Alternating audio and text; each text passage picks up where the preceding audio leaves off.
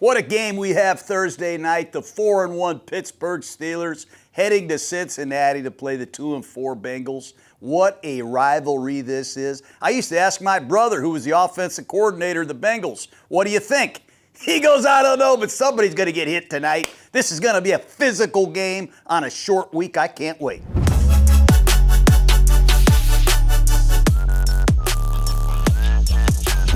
NFL fans, what's your favorite touchdown? For me, it's the next one. Because with DraftKings Sportsbook, every touchdown can bring you closer to cashing in. DraftKings Sportsbook brings the unmatched intensity of the NFL right to your fingertips.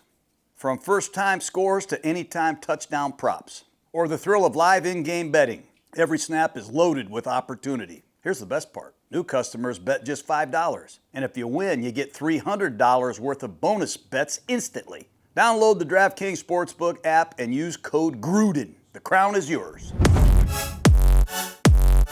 This Top of Mind is brought to you by Chevrolet. Football season is here. And whether you're grinding through the week or gearing up for kickoff, there's one ride that's always game ready, the Chevy Silverado. Built for the hustle, ready for the game. Silverado is America's most dependable full-size truck. Head to Chevy.com to learn more and build your own Chevy Silverado. All right, the 4-1 Steelers at the 2-4 Bengals. The Cincinnati Bengals are trying to save their season at home. They're going to be wearing their white-out uniforms. All the fans dressed in white, the white helmets. They're 4-1 in those white uniforms. They got to try to save their season. The Steelers are trying to run away with the division. If they beat Cincinnati on a short week, they will have a 3.5-game commanding lead in the AFC North. I give Pittsburgh Steelers GM Omar Khan a lot of credit. Look what he did in the offseason. New quarterback Aaron Rodgers, DK Metcalf. They go out and get Jonnu Smith to play tight end. They went out and got Jalen Ramsey, Darius Slay, Thornhill. They got a lot of veteran football players to come in. Kenny Gainwell at running back. They remodeled this whole football team, and man, is it starting to show. And the Cincinnati Bengals, they kept their team intact for the most part as they try to overcome the injury to Joe Burrow with a trade for Joe Flacco. It'll be interesting to see how this game unfolds. The Bengals need to play complementary football. They have really struggled offensively, being outscored 79-9 in the first half in the last 4 games. They play bad on offense, they play good on defense in the first half. Then they play bad on defense in the second half, and they pick it up on offense. They got to put it together quick against this Pittsburgh Steelers team to have a chance. You know, when you take a look at the AFC North, the Pittsburgh Steelers have won 3 straight games. They're 4-1. The Bengals are 2-4. They're in second place. They've lost 4 straight games. The Ravens have lost 4 straight games.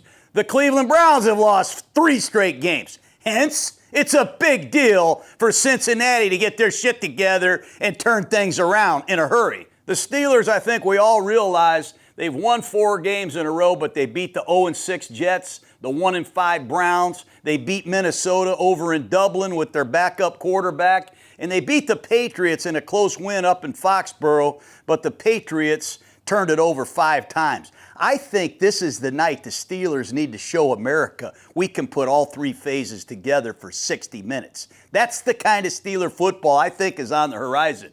It's funny looking at this AFC North. When I did the preseason show earlier, me and Malasek, the quarterback landscape in this division was so awesome. We had Aaron Rodgers with the Pittsburgh Steelers. We had Joe Flacco, another world champion quarterback with the Cleveland Browns. We had Lamar Jackson, 2-time MVP with the Ravens.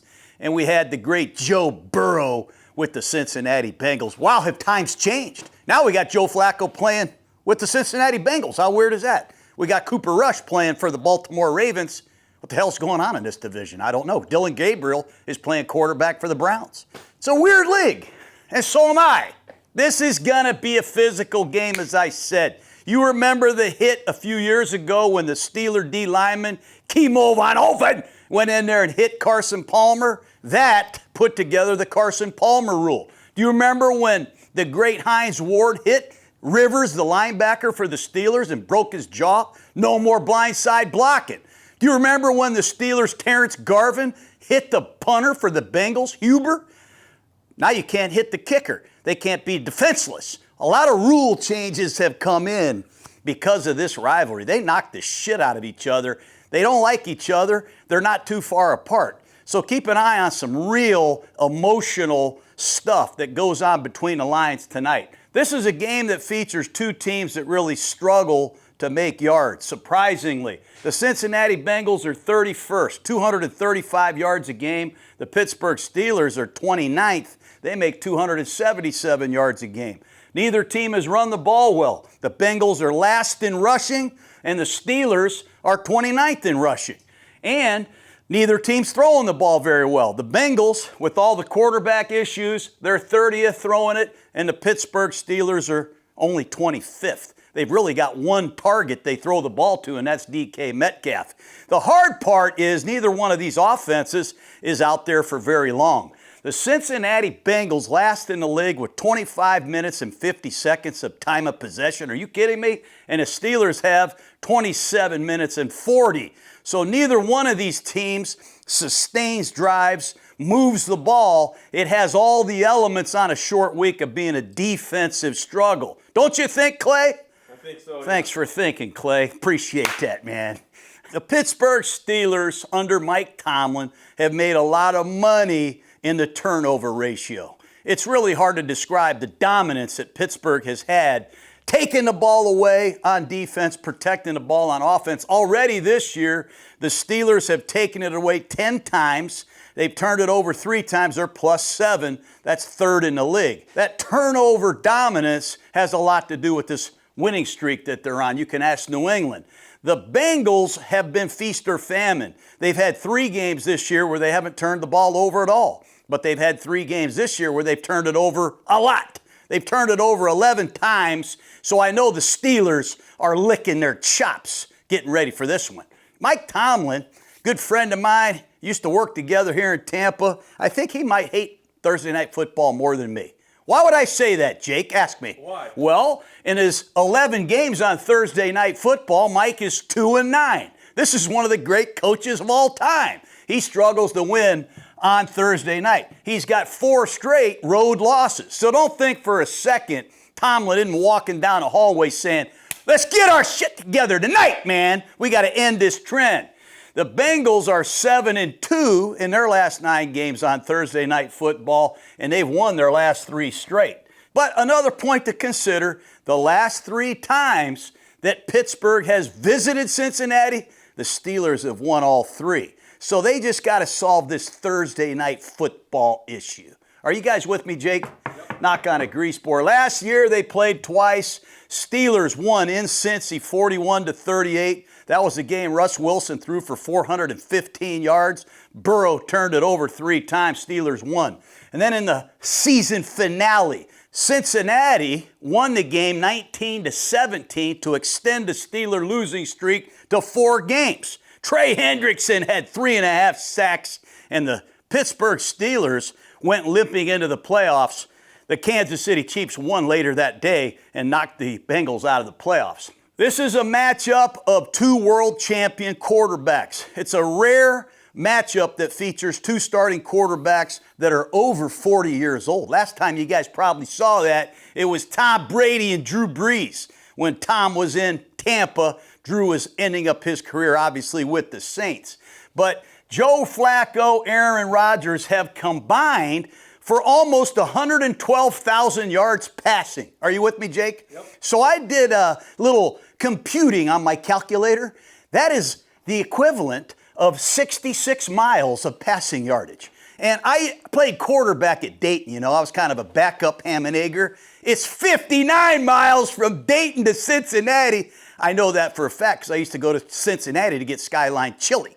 It's a hell of a chili. You get it 3 ways. Anyways, that's a lot of freaking yards. A-Rod, 513 touchdown passes to 60 different receivers.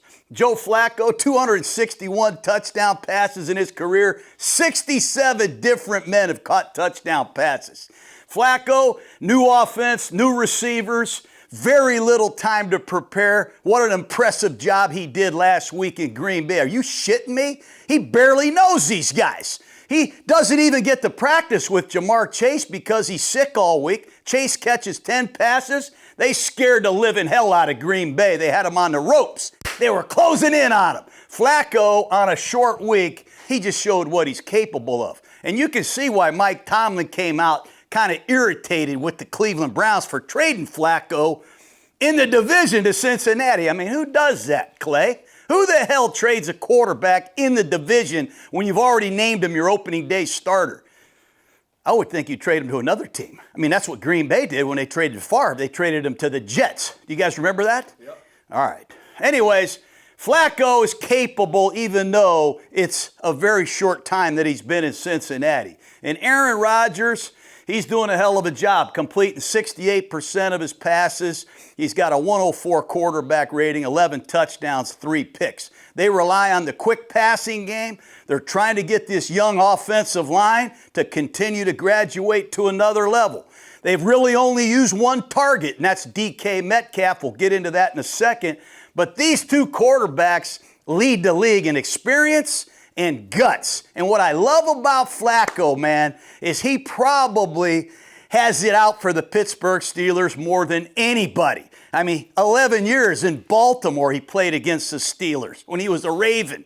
Then he went to the Browns, and now he had to play the Steelers twice a year. Now he's in Cincinnati, and he's beaten the Steelers 11 times.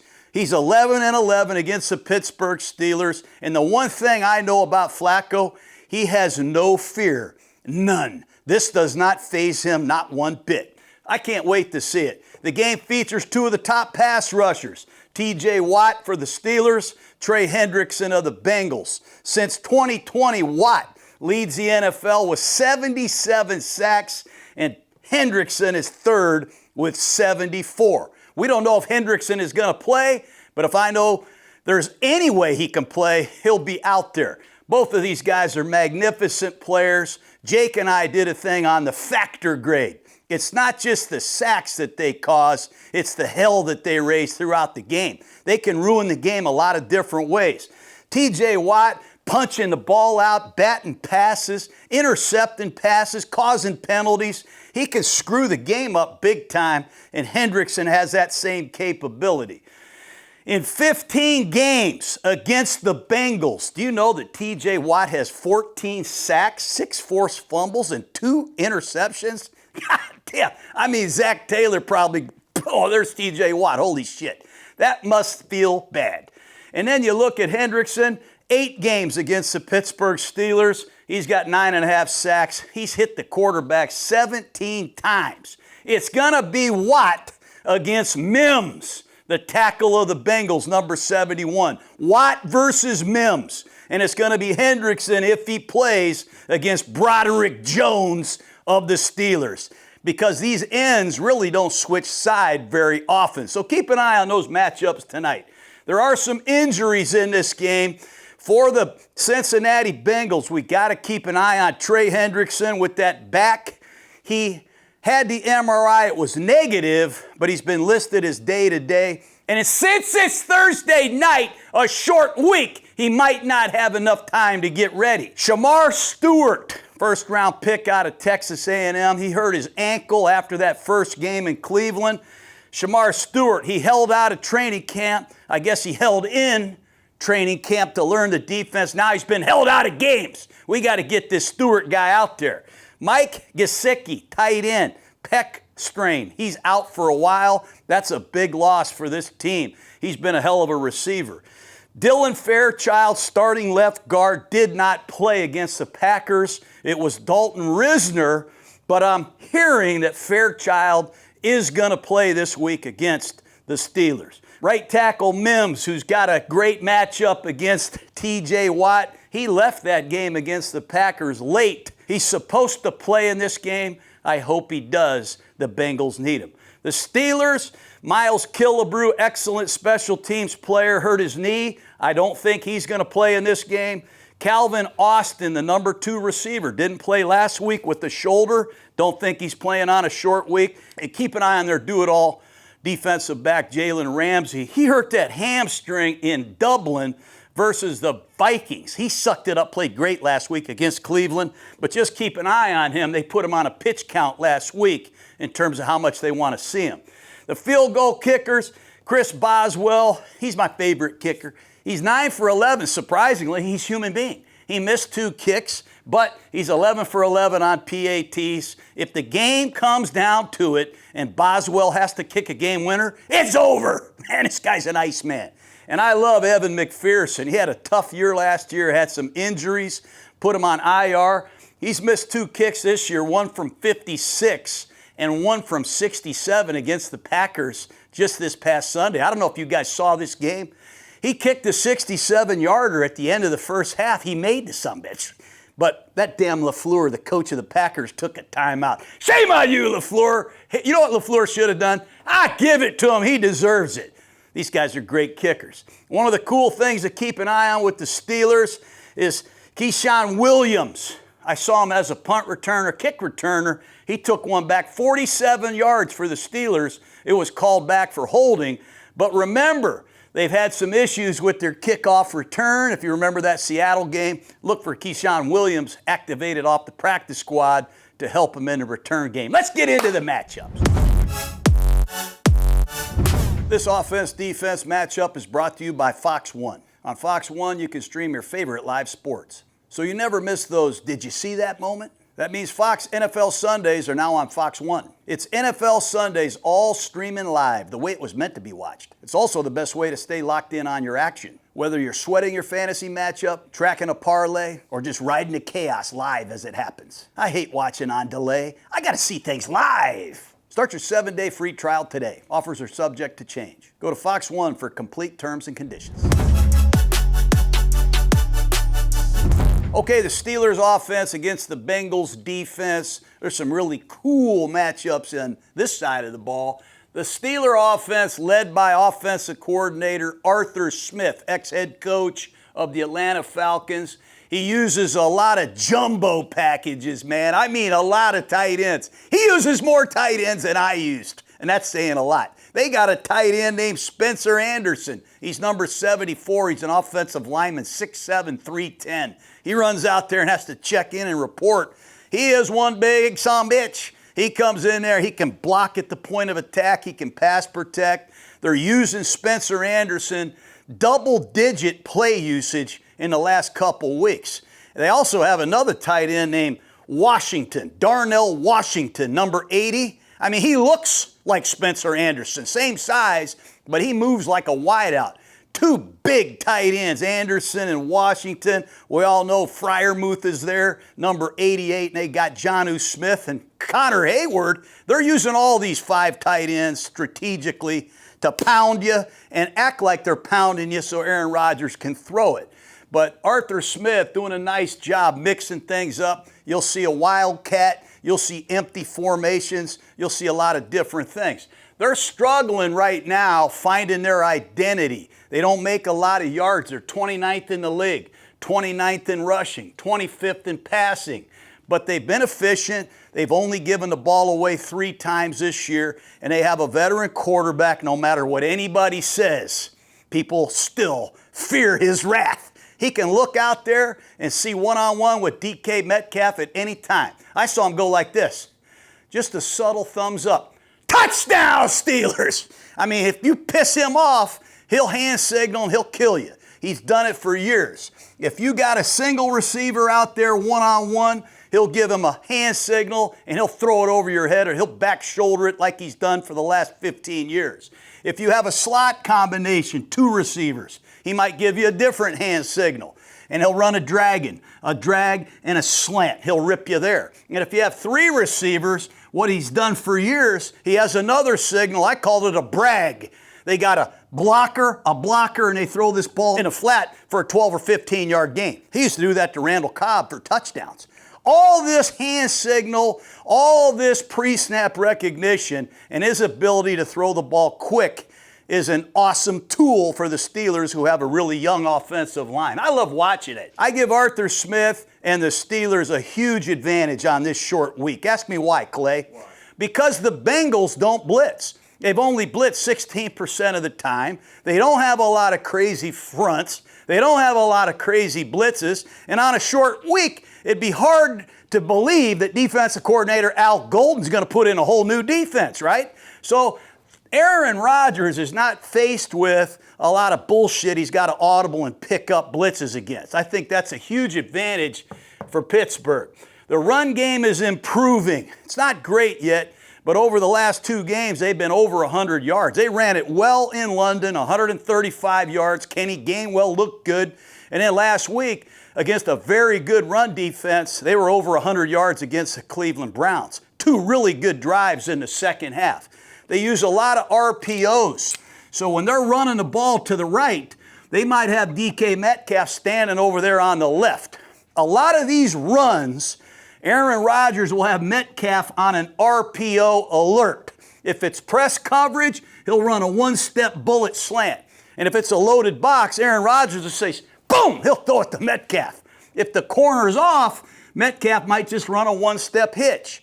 But the running game, if you load the box, you better be alert for Metcalf because Rodgers has a built-in badass component that he's not afraid to utilize. This is a quick game pass offense. I mean, that ball comes out quick.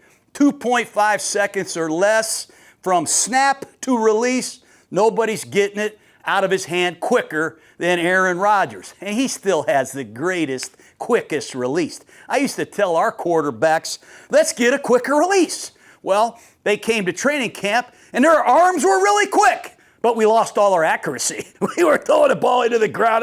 God dang it. This guy's like Steph Curry, I'm telling you, Rodgers. Every year the release gets quicker and he gets more and more accurate. It's an amazing skill that this guy has, Aaron Rodgers. The Steelers are number 1 in the NFL in yards after the catch. And that's a great statistic. I used to make a big deal of that when I was a receiver. Pittsburgh averages 7.7 yards per catch after the catch. I saw Jaylen Warren catch a check down against Seattle.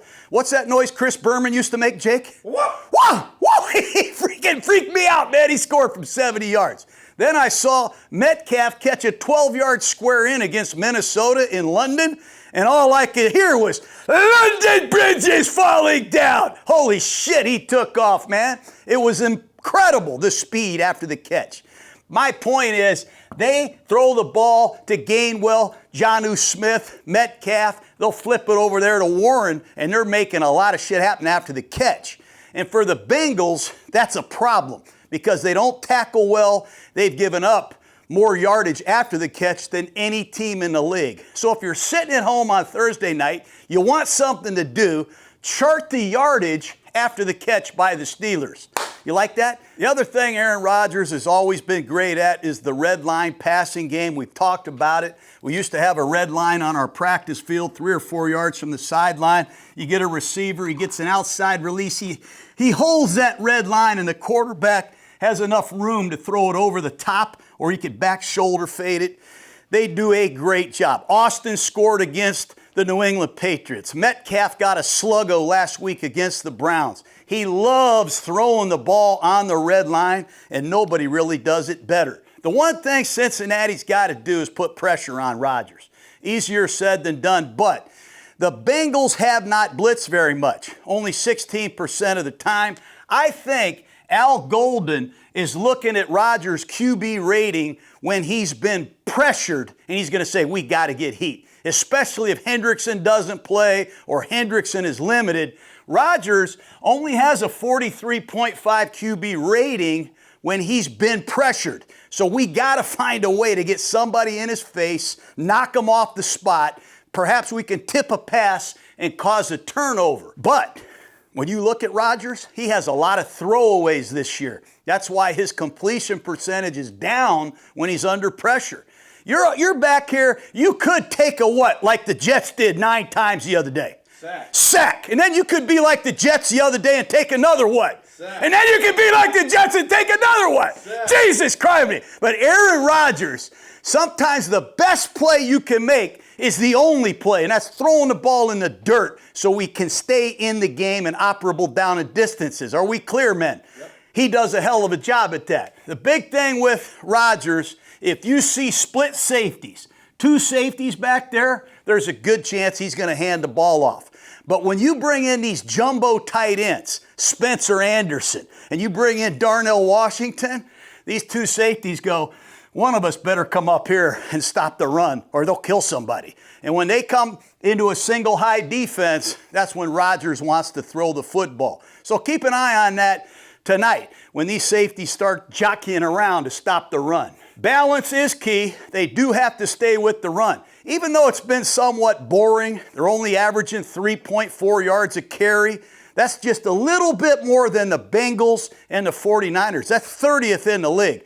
But by staying committed to it, it takes pressure off our offensive line. And it really took Myles Garrett out of the game last week against Cleveland. I mean, Myles Garrett, 0 tackles for loss, 0 sacks, 0 factor grade. I mean, it was a hell of a job by Pittsburgh running the ball, using a unique protection plan to try to take away the Browns' best player.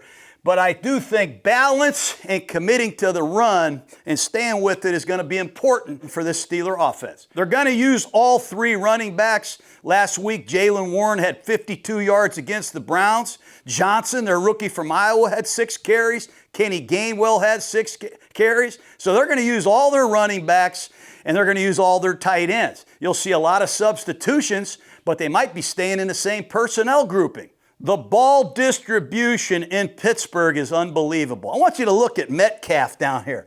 Number 4, he comes over from Seattle. DK Metcalf, think about this. When you look at the receiving core of the Pittsburgh Steelers, Metcalf has 31 targets, 19 catches, 356 yards, and 4 touchdowns.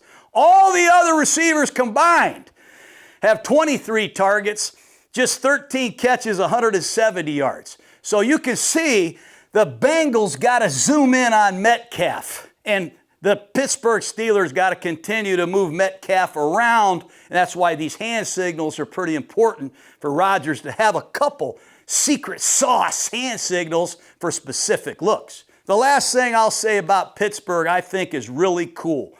You would think with tight ends that they're playing tight on the end of line.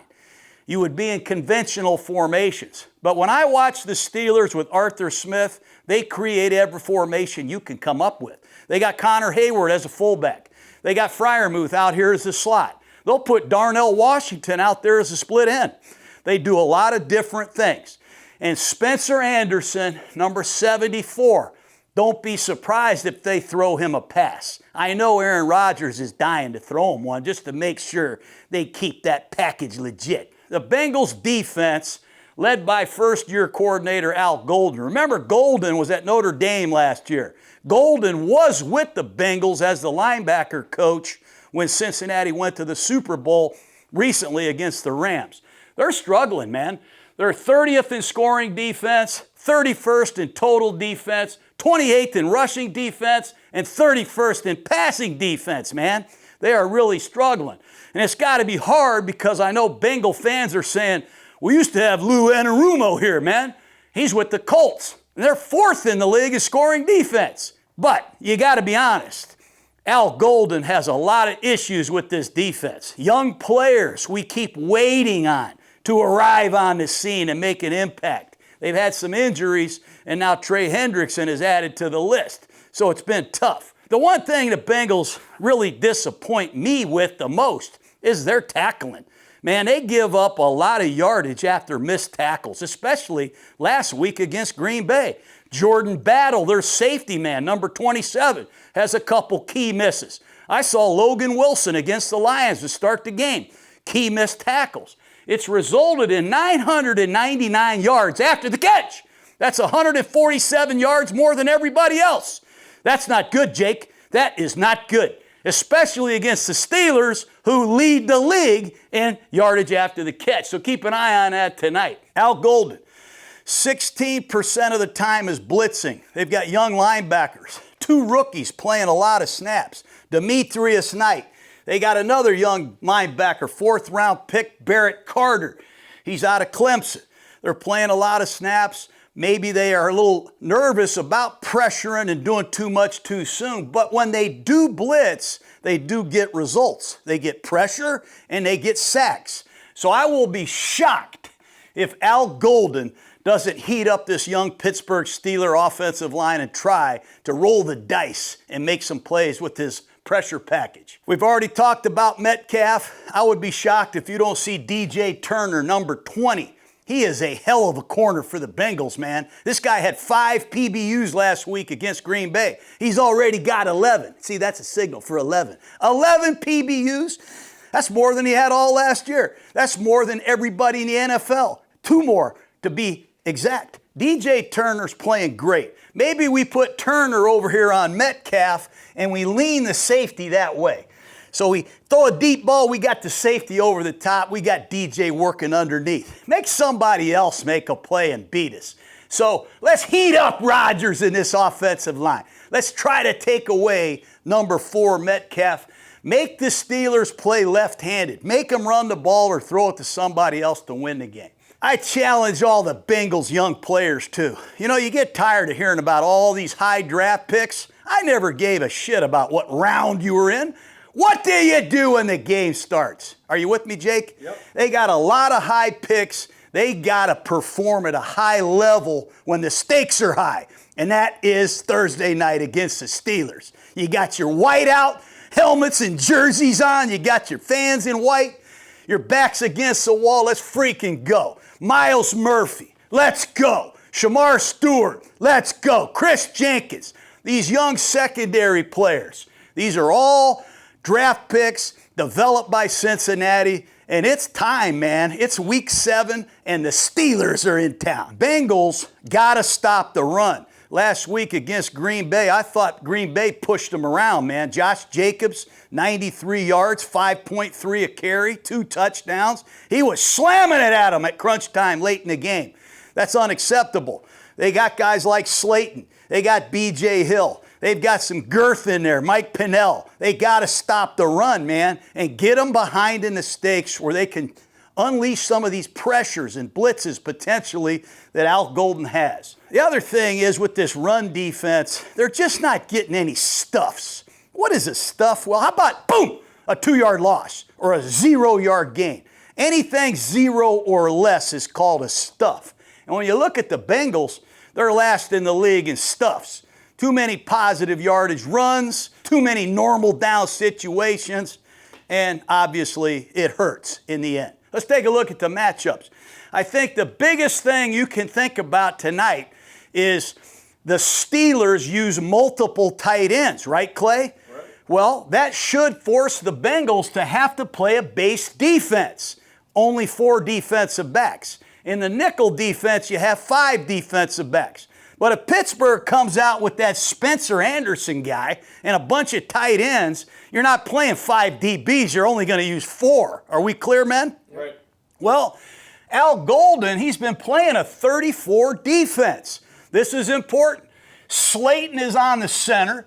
B.J. Hill and Jenkins are playing defensive end, okay? The outside linebackers are Hendrickson, 91, and the rookie Demetrius Knight, number 44. Now, I love Demetrius Knight. I love him as an inside backer. When he played outside linebacker last week against the Packers, he got mauled pretty good in the running game. He doesn't have the length and size to be out there. So I really worry about the 3-4 defense if Knight stays outside. The other thing is the inside backers, there's your guy Carter, number 49, and Logan Wilson, the captain of the Bengals. All right, the longest tenured Bengal is the other inside backer. There's 4 corners. But as soon as you get them in nickel and they play 5 DBs, now the 2 linebackers are Demetrius Knight and Carter, the 2 rookies. Logan Wilson doesn't even play. He only played 12 plays last week. I don't think anybody knows that. He's being phased out of this Bengal defense.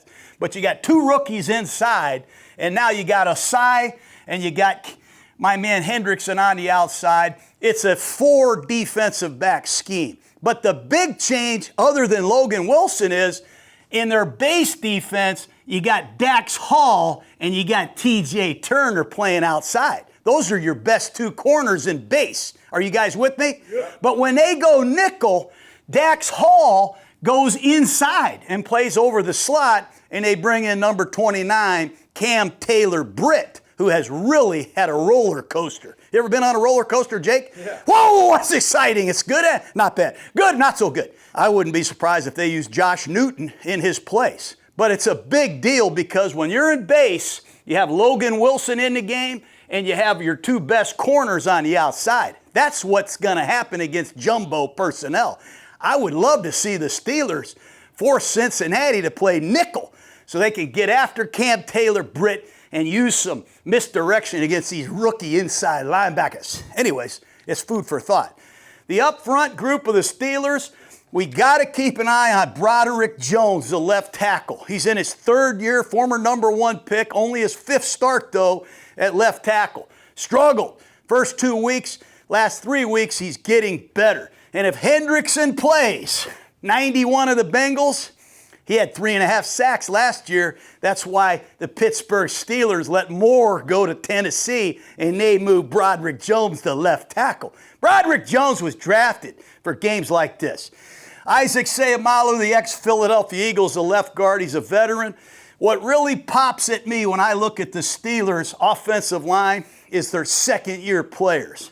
I don't like Zach Frazier, I don't like Mason McCormick, and I don't like Troy Fautanu. I love these guys, man. They're getting better and better and better. They have some nastiness in them. You start to see some of the old Pittsburgh Steeler elements. Remember Faneca? You remember Hardings? You remember Mike Webster? These guys have some ingredients that make me think, oh shit, they're going to be good. They're getting better. The Bengal D-line, we know Hendrickson is very important, but so is their rookie first-round pick, Shamar Stewart. He's had an ankle for the last 3 or 4 games. He's closing in on getting ready. I hope he's out there. That's why they picked him, to be a hell of a player in this defense. The other pass rusher, Joseph Osai, the ex-Texas Longhorn, he's a lot better than people think. He's got 19 pressures, 2 sacks. He proved last year when Sam Hubbard went down, he's very capable and dangerous. They got to get a lot more from their inside guys. Slayton, 98, comes over from Green Bay. He's an excellent run defender, but no pass rush. B.J. Hill, been kind of disappointing to me since that first game. I expected a lot more ass kicking from him.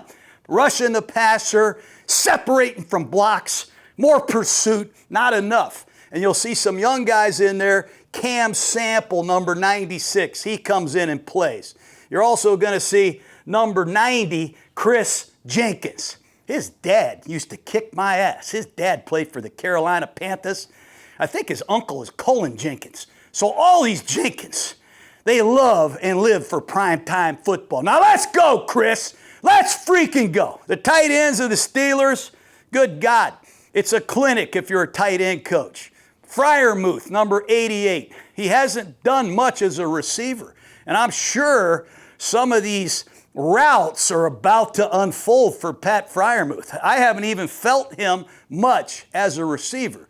They traded for Jonnu Smith, who was with Arthur Smith at Tennessee, Atlanta. They got him from Miami. He's got 17 catches. He's more of a joker tight end. I would treat him like a wide receiver. Shit, they hand him the ball on jet sweeps.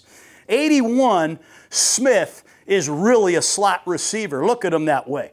The guy that's really jumped off the tape to me is Mount Washington, Darnell Washington. Good God. I wish I had a body like that. He's blocking better. First play of the game, he inserts, 36-yard catch and run. He's built like a tackle, but he runs like a wideout. He is really emerging. 82 yards the last 2 games. He's showing us something. And they also have Cam Hayward's brother, Connor Hayward. He scored a touchdown last week. This guy comes in, he blocks, he can play fullback. You know what he caught last week for a touchdown, Clay? Spider 2-Y banana. It wasn't a perfect banana because the quarterback started scrambling, so he kind of peeled back the other way, but it was a Spider 2-Y banana. You can even ask Arthur Smith that. That was awesome. That made my bones shiver. Woo! The 2 safeties for the Bengals that are going to have to deal with these tight ends. Geno Stone, the ex-Baltimore Raven. You know, Geno Stone has 12 interceptions since the start of 2023. He had a deflection interception last week against the Pittsburgh Steelers. Good player. He's playing better, I think, in this scheme than last year's scheme. Jordan Battle, week 1 Gruden grinder, had a game-ending interception against the Browns. He's got 2 picks for the season. He's got to tackle better. You know, you start charting tackles that you missed. He's missed 11 tackles now. That's not good enough. And he really struggled to get guys on the ground last week. He's going to have to make some open field tackles against the Steelers, or they're going to run for a career record of yardage after the catch.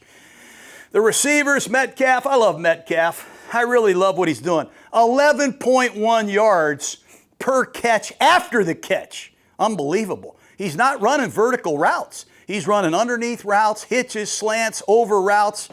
He is very big and very fast. And if the Bengals don't take him away, he'll do to them what he did to Cleveland. 4 catches, every one of them over 20 yards. He's on fire right now, and Rodgers is gaining confidence. I don't even know who the hell else they would throw it to. I mean, Roman Wilson, I thought was going to have a big year. He did get a catch last week. I was like, whoa, Roman Wilson. He's only got 2 catches for 19 yards. I still think there's huge upside here. Scotty Miller, 13. You'll see him in a game. And 15, Ben Skowronek. You'll see him. He caught an insert touchdown against the Jets.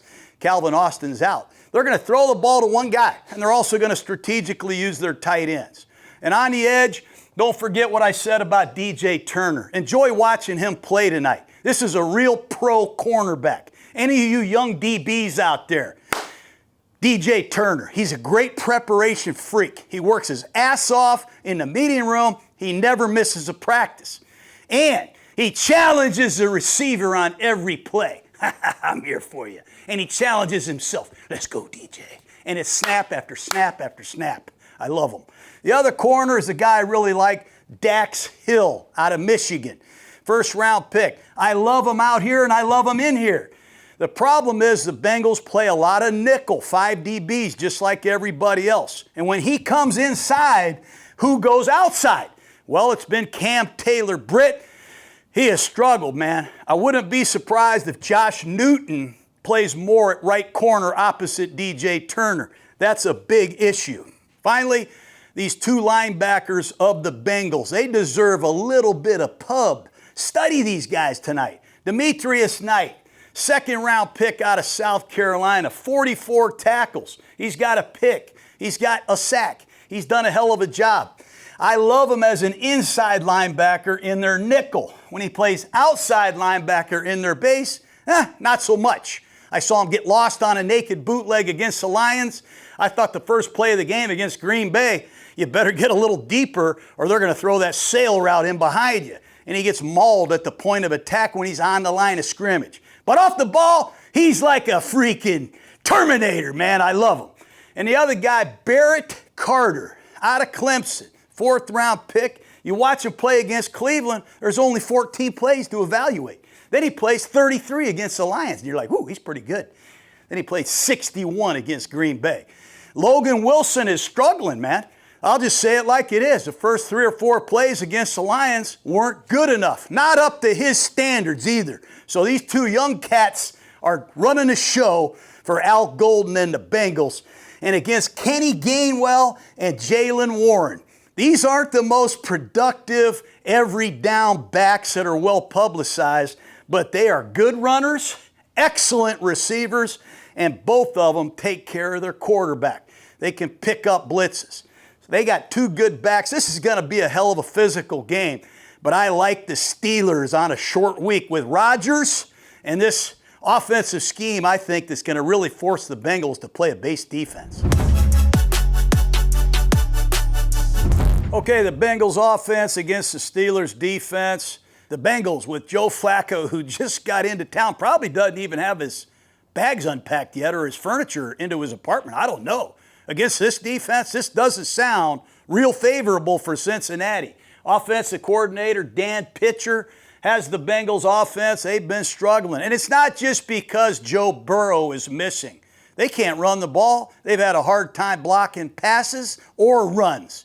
And it's been hard to look at. The Bengals are first in total offense, 32nd in rushing, and they're 30th in pass offense, and they've given the ball away 11 times. They have no balance whatsoever. They've thrown the ball 62% of the time. That's the most in the league. That means they've run the ball 38% of the time. That's the fewest amount in the league. Hence, there's no balance. They got to get some balance. My biggest concern is this is a short week, Jake. You just played. You flew home from Green Bay. You get home late Sunday night. You wake up Monday. You got to look at the film and teach Flacco what he was doing. Your left guard, Fairchild, he might not play. Might he play? I don't know. But now you come in there Tuesday, you have a short walkthrough, and then Wednesday you wake up, have another walkthrough, and then Thursday you play the Pittsburgh Steelers. Short week, huge disadvantage to a team with a struggling offensive line, no running game, and a quarterback that just got here 4 days ago. The blitz preparation, I can tell you this as an ex-coach, used to be extensive. It was like all day Thursday. We called it pressure Thursdays. And sometimes Thursdays were a little longer than others.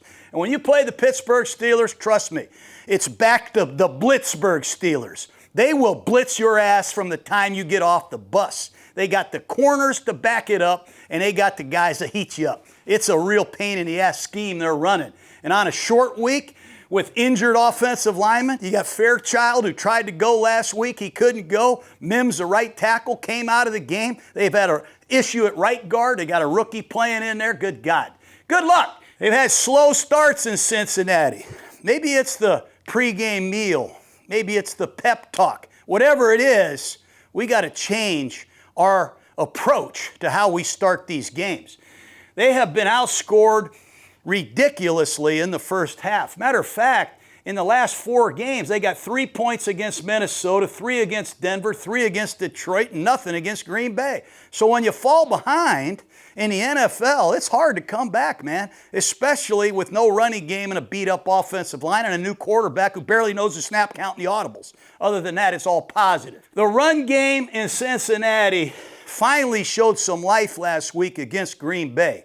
Chase Brown, their running back, a guy I love, came out of Illinois, had almost 1,000 yards last year. I thought he's going to have a breakout year. He's only averaging 2.7 yards a carry, man. That's 44th out of 45 backs. Zach Charbonnet averages 2.6. It's not just on them. There have been a lot of negative runs, no chance runs. Some of Chase Brown's runs for 1 yard are great runs. I'm like, holy shit, he got a yard. I don't know how he got a yard. I would file a grievance for some of the blocking that I see on these runs. But 56 yards a game. They've only run the ball for 23 first downs. They've had 7 rushes of over 10 yards. That's last. Nothing's happening. It's not good. Enter Joe Flacco. You know, Joe Flacco's style fits the Cincinnati Bengals. Because when you walk around, I used to go out before pregame warm-up and watch the other quarterbacks throw. And I'd go, I'm glad we didn't take them.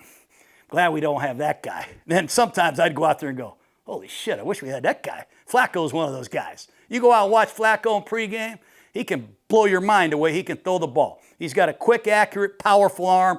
He fits the Bengals perfectly because they got the most gifted wideouts in the world. Like $500 million worth of wideouts. Higgins and the great Jamar Chase. And what they did last week in the second half blew my mind. Now, my mind blows easily most of the time. But for Flacco to go out there, never throwing a pass to Jamar Chase in his life and hit him 10 times for a touchdown and bring Cincinnati back, it says a lot about Joe Flacco and the guts that he has. Like every quarterback, when you're under pressure, your numbers go down. Aaron Rodgers' numbers go down, whether he's throwing the ball away or not. Joe Flacco has had a hard time with pressure. His QB rating, 34.8, 5 interceptions. Now, he's under fire almost all the time, playing with the Browns and now playing with this Bengal outfit. He's got to get protection. And part of protecting Joe Flacco will be utilizing the quick game, getting out of your hand fast and moving on. Running the ball just enough to keep the defense honest. You got to do that. They have no explosive plays in Cincinnati. Surprisingly, it's very disappointing. I always start my studies with the explosive play reel. I want to see who's getting 20 yards and more against this defense. I want to see which offense is making explosive plays. Cincinnati, Jamar Chase, T. Higgins, they got a lot of players. They have 7 runs of 10 plus, that's last. They've only got 10 pass plays of 20 yards or more. That's 31st. So they're having to move the ball methodically, and it just isn't happening. The big deal with the Bengals this week is how well can you pick up blitzes? We will find out. To me, there's no bigger satisfaction in being an offensive coach than practicing all week on picking up this blitz. You got Jalen Ramsey, you got Deshaun Elliott, Patrick Queen, they got all these blitzes, and you see it coming, and your back picks it up, your quarterback recognizes it, and you thrash them. I used to love that out of sight. Whoa! I used to love that. Yeah! That's what get a fist pump. That's what the Bengals got to get excited about now, picking up blitzes, because it's going to be a lot of blitzes in this football game. Everybody's got to be all in on the protection plan. TJ Watt, we got to chip him, nudge him with the tight end. We got to take Watt and his damage out of the game somehow, some way. The Pittsburgh Steelers defense, I love watching it. Statistically, they don't really match up to how they've been playing the last 2 weeks. What I'm telling you right now is all hands are on deck. When the season started, a lot of these guys come from different teams, different systems. They're learning a new scheme. They've also had a lot of injuries. Herbig missed the first game. Highsmith missed 3 games. Derek Harmon, their rookie, didn't play until a couple weeks ago. They've had some injuries, and they're learning a new system, and they're coming together creating their own unique, badass culture. This is the one side of the ball the last 2 weeks that has me feeling nicey. Oh, I love it, man, watching these guys play defense. They're healthy, their roles are being defined, and they are creating competition. I mean, Nate Herbig's like, hey, I want to play more. Highsmith's back. Hey, don't take me out of the game. So they're making the most of their at-bats. I'm telling you, they get an injury at corner to Joey Porter. They put this guy in, Eccles, number 26. Ask New England what they think of Eccles. Kaboom! Interception in the end zone, game-ending tackle. Then I'm watching these guys play against the Vikings over in Dublin. And guess who has the game-changing interception? James Pierre, number 42. And then when Deshaun Elliott, their safety, comes back after missing 3 games, you see he's one of the top 4 or 5 badasses in the NFL. He is a game-changing wrecking machine. I love him. So they're playing their ass off. Their roles are defined. They're competing with one another, and they're playing great. They got a lot of veterans that are still very talented, and they got a lot of confidence and swagger. That kind of shit's contagious, man. You walk in, when I was with the 49ers, Joe Montana walks in. And then, hey, there's Jerry Rice. Oh, God, there's Roger Craig. Hey, look, John Taylor's here. Oh, here's Charles Haley, Ronnie Lott. We'll kick your ass. With Matt Millen, we had the guys. And when you have the guys, you create a culture and an identity, and that's what the Steelers have going. I think when they show up, they have a mentality of we are going to kick your ass. That's kind of how I feel watching this tape. They very much have improved their rushing defense. Remember, the Jets handled them pretty good. Seattle slammed it at them pretty good. 418 yards rushing in the first 3 games. But in the last 2 games, just 135 yards. Tomlin, Coach Austin, the defensive coordinator, probably got after their ass and they got healthy. They got a lot of pride. They figured things out. It's Blitzburg again. You know, Dom Capers, good friend of mine, Dick LeBeau, the inventor of the zone blitz. I think Dick LeBeau's the founder of a lot of the problems that I have in my life. But the Steelers are back to it now. This Terrell Austin, Tomlin, they're coming up with some stuff, man, and they're heating people up. When you look at the Pittsburgh Steelers structurally, everybody has a base defense. So when you zoom in on it, Benton, number 95, is their nose tackle. 99, Harmon, their rookies playing defensive end, opposite Cam Hayward, the all-world 36-year-old. Those are your front 3. TJ Watt is one outside linebacker. Alex Highsmith or Herbig is the other one. The inside linebacker in their base is Patrick Queen, number 6, who really is having a year to die for. This guy's playing great football. But their other linebacker in the base is Cole Holcomb. So when they're in their base defense, Holcomb replaces Landon Roberts, who left for the Raiders. But Holcomb is in there in base. You got to understand that. 4 defensive backs. They'll have Porter at one corner. They'll have Darius Slay at the other. Deshaun Elliott is the safety. And guess who the free safety is in their base, Jake? Jalen Ramsey, man. He's playing free safety in the post like he's a 10-year veteran at safety. When you get him in nickel, Holcomb comes out of the game. You see number 41, Peyton Wilson. I don't like Peyton Wilson. I love him. Did you see him run down that guy in the Viking game to save that tackle? His effort, his production's astonishing. They got 2 of the fastest inside linebackers you can imagine, Queen and Peyton Wilson. And when they get into their front 4 now, it's still Highsmith and Watt, and it's still 97 Hayward and 99, their rookie first rounder out of Oregon, Derek Harmon. But when they get to nickel, Jalen Ramsey becomes the slot corner, and they bring in Juan Thornhill to play safety. So they have some personnel changes when they get to their sub package, just like the Bengals do. Holcomb in the base, Peyton Wilson in the nickel. Ramsey's the safety, free safety in base. He's the nickel corner when they get to sub. Keep an eye on that. It says a lot about their versatility. But the Steelers are heating you up, and they're not just heating you up with conventional blitzes. You got this guy named Elliott, number 25. What's that word we say when the strong safety gets up there in a blitz-threatening position, Jake? Stinger. Stinger! He's coming, man. He'll come off the D gap. He'll come inside. He is blitzing 4 to 6 times a game, and he's a badass. They come over here, and they play a load front. They put 3 down linemen on one side of the center. They might isolate T.J. Watt, and they'll put Patrick Queen on the guard. So all 5 linemen are covered, and they got all kind of blitzes and bluffs they can do out of that. The one I love the most is where they put Peyton Wilson on the line of scrimmage with Patrick Queen. They'll stunt the inside.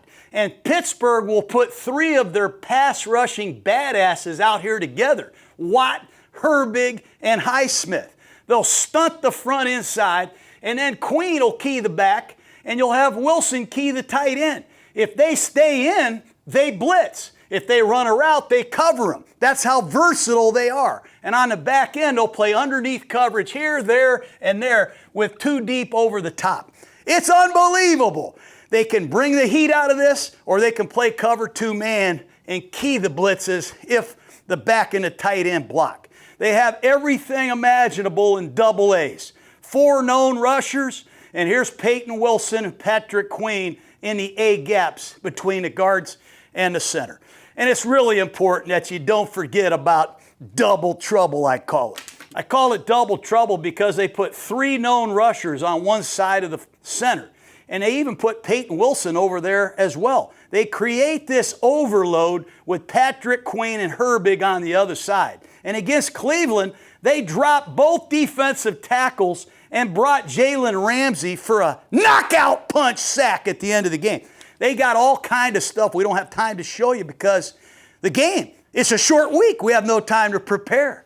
The Pittsburgh Steelers are great at batting ball. Cam Hayward has 2 this year. They can get up and bat some of these quick passes down. I think that's going to be a key to this game. The pass rush is hot. They blitz 35% of the time. That's 3rd in the league. And they get more production with their blitzes than anybody in football. 12 sacks, 37% pressure rate when they blitz. They know what they're doing. They hit the appropriate gaps. They break your protection down, and they got the savages out there to cover you as long as they have to. Fun to watch. Let's take a look at some of the matchups. For the Bengals offensive line, left tackle Orlando Brown, number 75, has had a tough year. He's given up 5 sacks. He's given up 19 pressures. I still don't like his stance as much as I used to, but he is struggling, and that means Highsmith, 56, and Herbig, 51, could have a big night. I want everybody to know it's great to see Highsmith back and healthy, but this Nate Herbig, number 51, here's some facts for you. He's a part-time player in 23 and 24. He's a mid-round draft choice, 7 career starts. Do you know Nate Herbig has 13 sacks, 7 forced fumbles, 3 fumble recoveries, and an interception? And he almost had one last week against Cleveland. This guy's a game-changing mofo, okay, just to put it mildly. And I think everybody knows it. Highsmith, Herbig, and the great T.J. Watt. What T.J. Watt does on a weekly basis is insane. His factor grade is off the charts. Last week, Jack Conklin, the right tackle for the Browns, he puts 5 pressures and a half a sack on him. He leaves, they bring in KT Leviston. I'm like, oh God, please send the back over there. He gets another couple quick pressures. Watt is getting better, man. Forcing fumbles, ruining games, and they got 3 guys coming off the edge, as well as Jack Sawyer, who's got a hell of a motor and a power rush, the rookie out of Ohio State. Mims, 71 against Watt, number 90. That's all I need to see. I can't wait to see that matchup. Inside, the Bengals are really struggling. Rookie left guard, Dylan Fairchild. Rookie right guard, Jalen Rivers, 5th-round pick. 2 rookies against the beast, the all-time Pittsburgh Steeler, Cam Hayward. He's playing 67% of the snaps. He doesn't play quite as much as last year, but he still is a formidable every-down badass. Derek Harmon playing really good. Their rookie first-rounder out of Oregon's got 2 sacks. He's got some range and versatility. I like Keanu Benton, their 2nd-round pick out of Wisconsin. He plays nose in their base. He's not their typical nose like Joel Steed was, but he has some pass rush. I didn't like him jumping off sides against New England, but these guys are really good. And they got another guy, Jake, help me with his name, number 96, Daniel Equale. He came over from New England. Whenever they put the guy in a game, he sheds blocks and makes tackles. They got a nucleus of guys inside. The receivers outside, we all know Jamar Chase. Bear with me, 10 catches last week. That's the 13th time Jamar's had over 10 catches, man. He caught his 50th touchdown pass before 26 years old. Can you imagine that? Only Randy Moss and Gronkowski can say that. He's still, with Jake Browning, the injured Burrow, just getting to know Flacco, 42 catches, that's 5th. 468 yards, that's 5th. And 4 touchdowns, that's 6th. Trust me, the Steelers got to deal with Jamar Chase. And that could mean Darius, big play Slay. Oh, Joey Porter Jr.'s back after a hamstring injury that caused him to miss 3 weeks. They also have T. Higgins over here, 18 catches, 222 yards, 2 touchdowns. Higgins has had 4 100-yard games against Mike Tomlin's Steelers. So Porter and obviously Slay got to shut down these receivers. Jalen Ramsey spends most of his time as the nickel. He's played free safety in their base. I've seen him play outside at left and right corner. You saw the end of the game against the Jets. Who ended the game? Ramsey.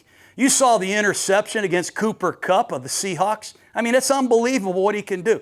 2 sacks last week. How'd it like to be Jalen Ramsey playing in a football game with J.J. Watt and Myles Garrett on the same team? Everybody's talking about these guys, right? He has 2 sacks. Isn't that something? I bet he tells his kids that. Hell of a player. And who is going to be the number 3 receiver? It's Andre Yoshivas. That's Jake's favorite name to say. Say it, Jake. Yoshivas. Yoshivas. I like Yoshivas. He had a tough go last week. He had 3 balls that he normally catches that he didn't. He's going to have to step up as a blocker and a receiver because the Steelers are going to zoom in on Chase and Higgins, and they're going to really force this guy to make some plays. But Ramsey, what a versatile badass he is. Reminds me of Charles Woodson, a guy that can play anywhere on defense. The Steelers also have great backup corners in James Pierre, and I can't tell you how impressed I am with him and Brandon Eckers, number 26. The tight ends for the Cincinnati Bengals, they got injuries. Mike Gesicki, big-time receivers, out. Guy that caught a touchdown last week, Hudson, concussion protocol, out. So they're going to lean on Noah Fant, number 86, the ex-first-round pick of the Broncos, and they're going to use Drew Sample, number 89, to block. And Sample's going to be very important without the ball in his hands. Run blocking, pass protecting, but it's Fant who's got to deliver some plays in the middle of the field. And I just want to say about these safeties for the Steelers. Juan Thornhill comes over, world champion safety with the Chiefs. He brings communication and discipline to the back end. He can make open field tackles, and he's got ball skills. But it's this other guy. My favorite guy is Deshaun Elliott. I mean, this guy's just a different deal. You know how you go to a bombing zone where they're blowing up something and you have to get a permit? You know, Jake? Yeah. It's like a legal blast zone. That's what this guy is. He's got a sign on that says legal blasting. I mean, some of his hits, fuck, I feel sore the next day. I'm just watching tape. He'll knock the shit right out of you legally. He's a great communicator. And what I mean by that is he can make technical calls. Hey, close right, down left, sky, sky, sky, sky. He'll tell his guys what to do with technical communication. He'll also motivate them. Hey, Clay, hold the camera up. Clay, get your head out of your ass. God dang it, Jake. Let's pick it up or I'll kick your ass. He'll motivate his guys. And he'll also talk trash. Hey, I'm going to shut you out. I'm going to knock you out. You know, he could talk a little trash. I'm not going to get into that because I don't know how technical he is there, but it's nonstop communication from Elliott. He's an alpha badass. Watch number 25. When he gets around the line, what's he going to do, Jake? Stinger. He's going to blitz. Very important. The running game of the Bengals does something. We already talked about Chase Brown's struggles. P. Ryan, number 34. I don't know Taj Brooks yet from Texas Tech. They've got to generate some balance. But the linebackers of the Pittsburgh Steelers are impressive. I used to go out there against the Steeler linebackers, Shazier, Ferrier. They had all these great linebackers, man. And now when I watch Patrick Queen, this is saying something because Queen is a great player. He was for Baltimore, he is for Pittsburgh. This is as good as Patrick Queen has ever played. I mean, I've never seen a guy with this kind of range. I think they give him the freedom. If he sees something or hears a call, maybe in the middle of the second quarter, he'll just run through there and kick the shit out of your running back. This guy can cover, he can run, and he's going to shoot his gun and blitz a half a dozen times. I love watching Queen roll. The other guy I love is this Peyton Wilson, 41, second-year player. His effort, his versatility is rare, man, and his shit is contagious. The other guy's Cole Holcomb, who had a terrible knee injury. The guy spent 1.5 years in a dark room rehabbing it. They put him in for the base snaps, and he gives them a physical pop in the hole, man. They got it all. The Pittsburgh Steelers, they have a nastiness in their play style that I love. It's my favorite team on defense to watch. I thought it was the Falcons. I still love the blank squad. But when I watch the Pittsburgh Steelers on defense, I'm feeling nicey. Well, you got to pick somebody. This is a great rivalry, Steelers-Bengals. Joe Flacco has given the Bengals life. But I'm going with Deshaun Elliott and the Steelers. They're going to blast you, man, legally. They're going to have a hell of a game on defense. Steelers, 27, Bengals, 13. Bam! Kapow!